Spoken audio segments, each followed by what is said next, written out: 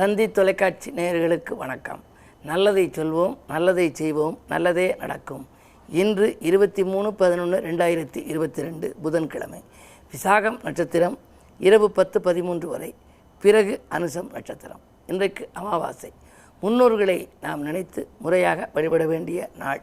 அறைக்குள் விளக்காகி ஹால் வீட்டில் படமாகி இருக்கும் நம்முடைய முன்னோர்களை நாம் இன்று நினைத்து கொண்டாடினால் நம்முடைய முன்னேற்றம் சிறப்பாக இருக்கும் என்பது நம்பிக்கை. இன்று நான் உங்களுக்கு சொல்ல இருக்கிற நல்ல கருத்து, படுக்கையிலிருந்து கண் விழித்தவுடனே எதை பார்க்கலாம், எதை பார்க்கக்கூடாதுன்னு நீங்கள் தெரிஞ்சுக்கணும். இதெல்லாம் பழைய சாஸ்திரங்கள், முன்னோர்கள் அழகாக எழுதி வச்சுருக்காங்க. ஆனால் அதெல்லாம் யாருமே சிலர் நம்புறதில்லை, சிலர் நம்பினாலும் கடைப்பிடிக்க முடியறதில்லை, அதற்கான சூழ்நிலைகள் அமைவதில்லை. பொதுவாக படுக்கையிலேருந்து எழுந்திரிச்ச உடனே சில பேர் எழுந்திருக்கிற போதே காப்பி பால் வந்துருச்சான்னு கேட்பாங்க. அவங்க வல்லைம்பாங்க.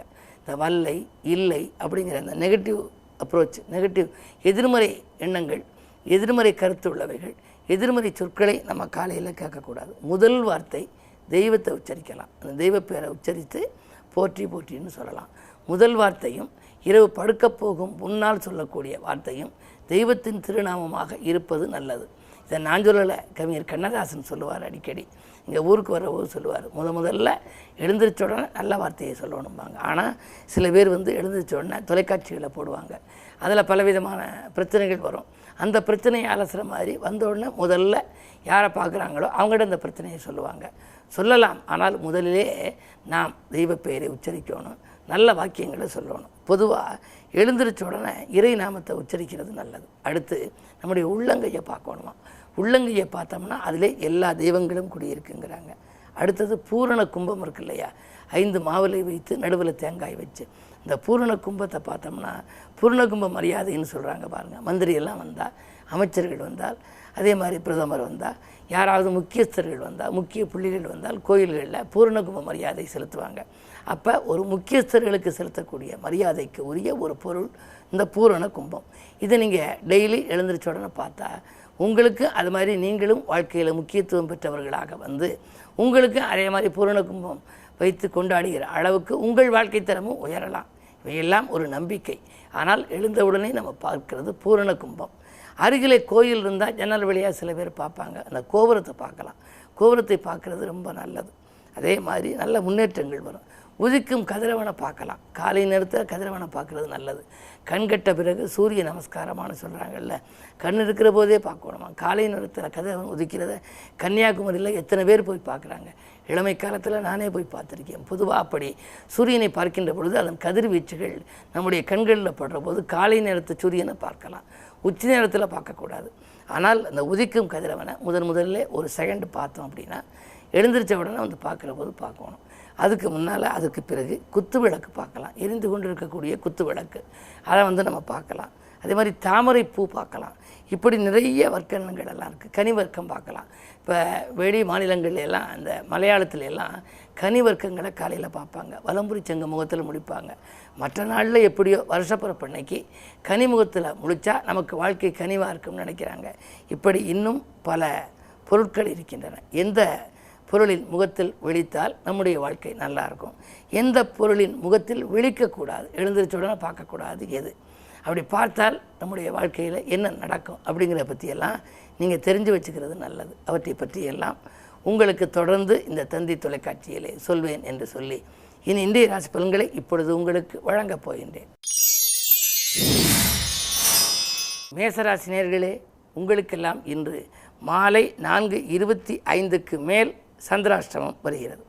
காலை நேரம் கலகலப்பாக இருக்கும். ஏதேனும் முயற்சிகள் செய்தால் அதிகாலையிலேயே நீங்கள் செய்து விடுவது நல்லது. அல்லது இந்த 4:25 வரை, மாலை நேரம் வரை நீங்கள் எடுக்கும் முயற்சிகள் சிறப்பாக வெற்றி பெறும். அதற்கு பிறகு சந்திராஷ்டமம் வருகிறது. சந்திரபலம் குறைவதனாலே உங்களுக்கு எடுத்த முயற்சிகளில் வெற்றி கிடைக்காது.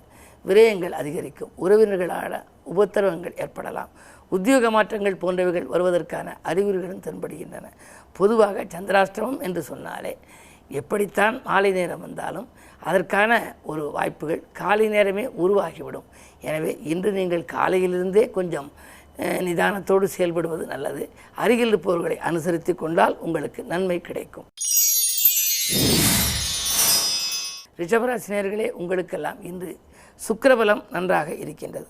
பொதுவாக சுக்கிரன் சப்தமஸ்தானத்திலிருந்து உங்கள் ராசியை பார்ப்பதால் கல்யாணம் போன்ற சுபகாரியங்கள் நடைபெறும்.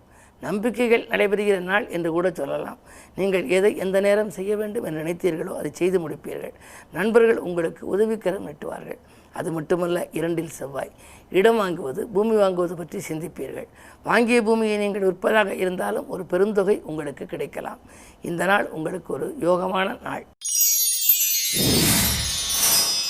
மிதுன ராசினியர்களே, உங்களுக்கு கோபத்தின் காரணமாக பல நல்ல வாய்ப்புகளை இழக்கின்ற நாள்.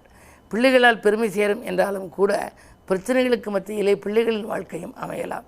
அஷ்டமத்து சனியின் ஆதிக்கம் இருப்பதால் நீங்கள் பயணங்கள் செல்கின்ற பொழுது பக்குவமாக பேச வேண்டும். அதே நேரம் தெருவில் செல்கின்ற பொழுது செல்போன்களை பேசிக்கொண்டு செல்லக்கூடாது. தேவையானவற்றிற்கு விரயம் செய்வது நல்லது. ஒரு சிலருக்கு கொடுத்து உதவும் சூழ்நிலை வரலாம். இருந்தாலும் கூட வீண் விரயங்களை சந்திக்கின்ற நாளாகத்தான் இந்த நாளை கருத வேண்டும். எனவே இன்று உங்களுக்கு நன்மைகள் நடைபெற கிழமையின் அடிப்படையில் புதன் என்பதாலே ஆஞ்சநேயரை வழிபடுவது நல்லது. கடகராசினியர்களே, உங்களுக்கெல்லாம் விரயஸ்தானத்தில் செவ்வாய், சுகஸ்தானத்தில் கேது, 4 கேது இருந்தால் அடிக்கடி ஆரோக்கிய தொல்லைகள் வரலாம். எவ்வளவுதான் நீங்கள் வைத்தியங்கள் பார்த்தாலும் மாற்று மருத்துவம் பார்த்தாலும் திரும்ப திரும்ப புது புது நோய்கள் உண்டாகலாம். எனவே உடல் நலத்தில் மிக மிக கவனம் தேவை. அது மட்டுமல்ல, தாய்வழி உறவில் விரிசல்கள் ஏற்படலாம். வாங்கிய சொத்தை விற்கிறோமே என்ற ஒரு கவலை உங்களுக்கு உருவாகும். தொழிலில் கூட மேலதிகாரிகள் உங்களுக்கு இணக்கமாக நடந்து கொள்ள மாட்டார்கள். இன்று உங்களுக்கு நன்மைகள் கிடைக்க நீங்கள் ஒருமைப்பாட்டோடு வழிபாடுகளை மேற்கொள்வது நல்லது. சிம்மராசினியர்களே, உங்களுக்கு இன்று ஒரு யோகமான நாள். விடிகாலையிலேயே நல்ல தகவல் கிடைக்கப் போகின்றது. வீடு இடம் வாங்கும் முயற்சி வெற்றி பெறும். பண தேவைகள் உடனுக்குடன் பூர்த்தியாகும். நண்பர்கள் உங்களுக்கு நம்பிக்கைக்குரிய விதம் நடந்து கொள்வார்கள். ராகுபலம் நன்றாக இருப்பதால் திடீர் முன்னேற்றங்களை சந்திக்கின்ற நாள் இந்த நாள். கன்னிராசினியர்களே, உங்களுக்கு 10 செவ்வாய். 10 செவ்வாய் இருப்பதால் உத்தியோகத்தில் இருப்பவர்கள் வெளிவந்து சுயதொழில் தொடங்கும் முயற்சியில் ஆர்வம் காட்டுவீர்கள். கல்வி சம்பந்தமாக எடுத்த முயற்சி கைகூடும். கடமையில் கண்ணும் கருத்துமாக இருப்பீர்கள். 2 கேது இருப்பதால் ஆன்மீக பயணங்கள் உண்டு. துலாம் ராசி நேயர்களே, உங்களுக்கெல்லாம் கூட்டாளிகளால் குழப்பங்கள் ஏற்படுகின்ற நாள். இன்று கொடுக்கல் வாங்கல்களில் மிக மிக கவனம் தேவை. மாலை 4:25 வரை சந்திரன் உங்கள் ராசிக்குள் இருக்கின்றார். சந்திரனோடு கேது இருப்பதால் மனதுகாரகன் சந்திரனோடு கேது இருக்கும் பொழுது மனக்குழப்பம் அதிகரிக்கும். இதை செய்வோமா அதை செய்வோமா என்று ரெட்டித்த சிந்தனையில் இருப்பீர்கள். எதையும் நீங்கள் தீர்மானிக்க முடியாது. இன்று விரயங்களும் உங்களுக்கு அதிகரிக்கலாம். விருச்சிக ராசினியர்களே, உங்களுக்கெல்லாம் இன்று உங்கள் ராசிக்குள் சந்திரன் மாலை 4:25 மேல் உங்கள் ராசிக்குள் சந்திரன் வருகின்றார். அவரோடு சுக்கிரன், புதன், சூரியன் இருக்கின்றார்கள். இந்த கூட்டு கிரகம் என்பது மிக வலிமையான நேரம். எனவே இன்று நீங்கள் திட்டமிட்ட காரியத்தை திட்டமிட்டபடியே செய்து முடிப்பீர்கள்.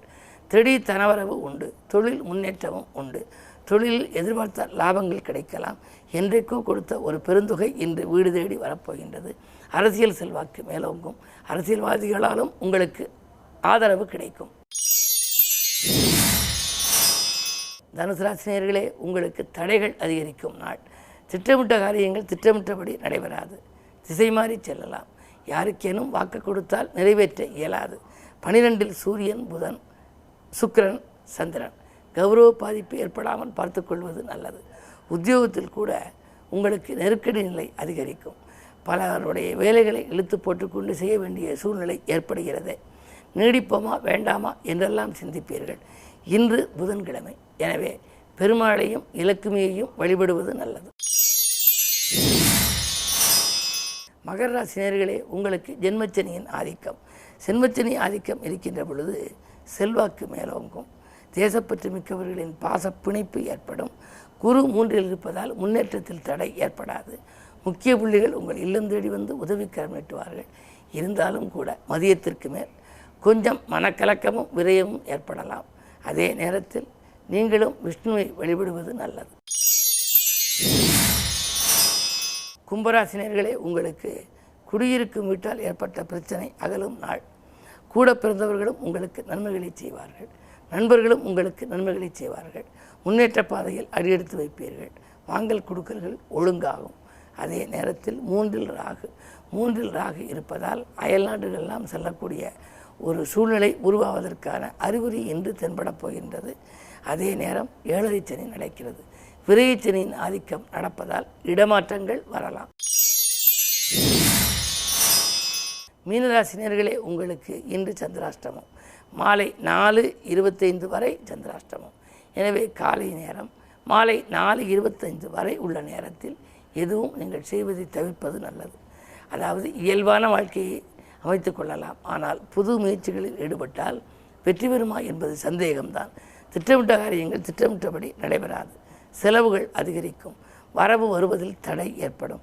உதவிகள் செய்வதாக சொன்னவர்கள் கடைசி நேரத்தில் கையை விரிக்கலாம். பயணங்களை கூட நீங்கள் தள்ளி வைக்க நேரிடும். இந்த நாள் இனிய நாளாக அமைய அமைதியை கடைபிடிக்க வேண்டும். மேலும் விவரங்கள் அறிய தினத்தந்தி படியுங்கள்.